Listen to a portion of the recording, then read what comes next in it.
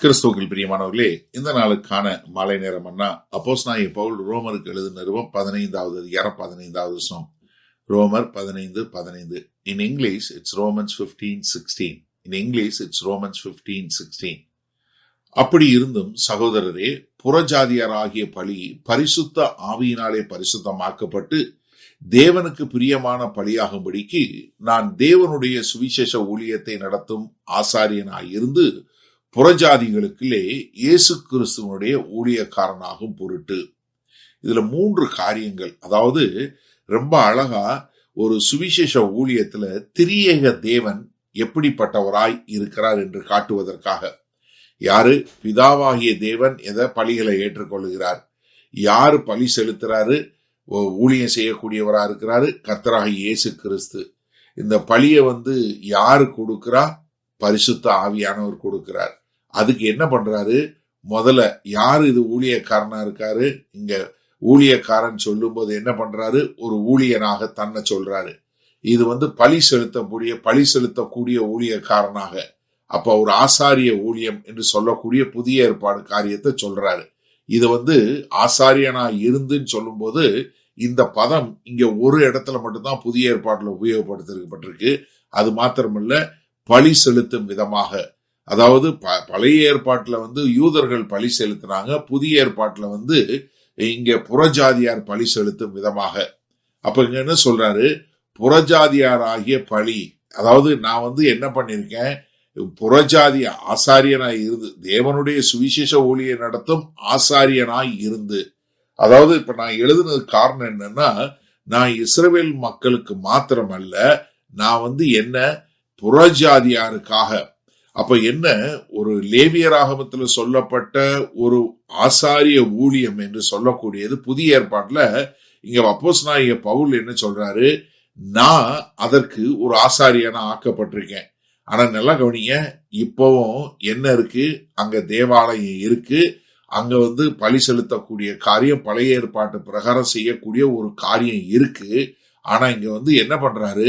இல்ல அப்படின்னு சொல்லக்கூடிய ஒரு புதிய காரியத்தை செய்யறாரு. ஏன்னா எபிரேயர் 8வது அதிகாரத்துல முதல் 6 வசனங்கள்ல நம்ம இதை பார்க்கிறோம். இங்க என்ன பண்றாரு? புறஜாதியாராகிய பலி, அதாவது கர்த்தராகிய இயேசு கிறிஸ்துவை ஏற்றுக்கொண்ட மக்கள் யாரு? பவுல் அதை பலியாக செலுத்தக்கூடியதாக.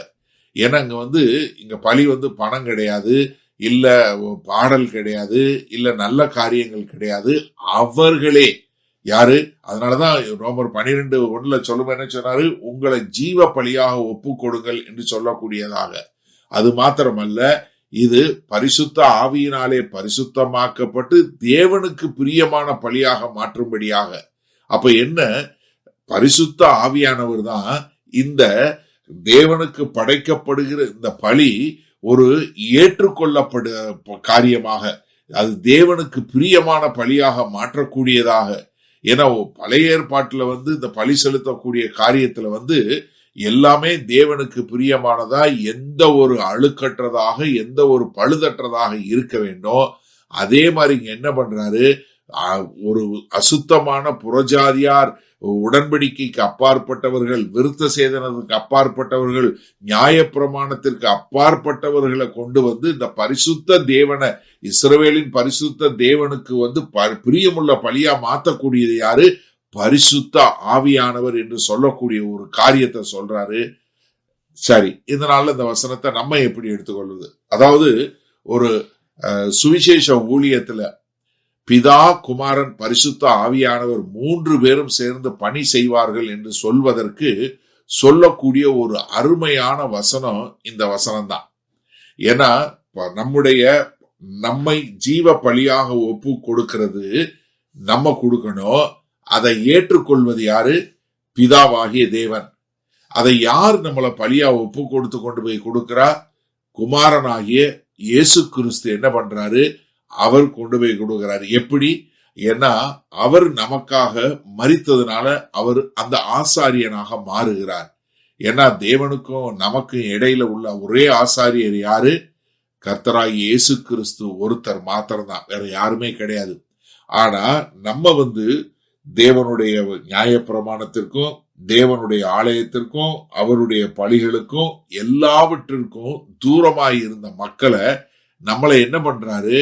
பரிசுத்த ஆவியானவர் நம்மளை கொண்டு போய் தேவன் ஏற்றுக்கொள்ளக்கூடிய ஒரு பலியாக கொண்டு போய் மாற்றுகிறார். அப்ப என்னன்னா, நம்மளால செய்ய முடியாதத பரிசுத்த ஆவியானவர் செய்வாரு.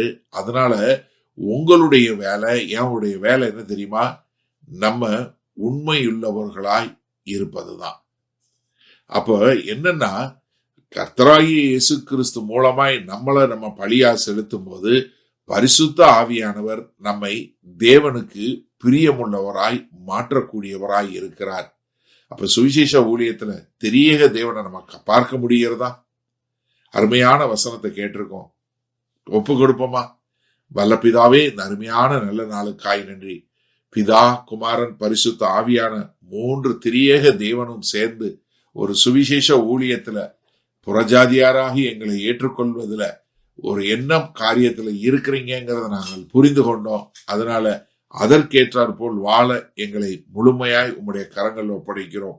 மீட்பெரும் இரட்சகரும் ஆகிய இயேசு கிறிஸ்துவின் மூலம் ஜெபிக்கிறோம் ஜீவனுள்ள வல்ல பிதாவே, ஆமேன். கர்த்தர் உங்களை ஆசீர்வதிப்பாராக. நாம் நாளை காலை தினசரி தியானத்தில் சந்திப்போம். Good night.